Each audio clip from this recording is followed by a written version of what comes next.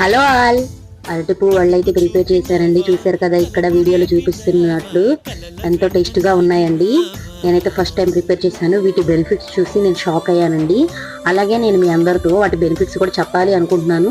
చాలా మంది కూడా అరటి పువ్వుతో చాలా తక్కువగా ఇంట్లో వాడుతూ ఉంటారు కదండి.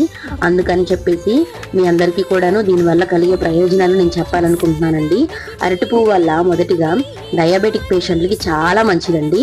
అలాగే మన హార్ట్కి చాలా మంచిది. అండ్ మనకి డైజెషన్ ప్రాబ్లం ఏదన్నా ఉన్నా సరే డైజెషన్కి చాలా మంచిగా యూజ్ అవుతుంది. అలాగే వెయిట్ లాస్కి కూడా యూజ్ అవుతుందండి, కానీ తక్కువగా తీసుకోవాలి ఇలాంటి వాళ్ళు.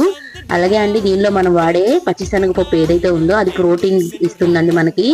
అలాగే మనకి ఐరన్, పొటాషియం అవి కూడా మంచిగా అందుతాయండి దీనివల్ల. మీరు ఒకసారి ఈ ప్రాసెస్ని ట్రై చేయండి.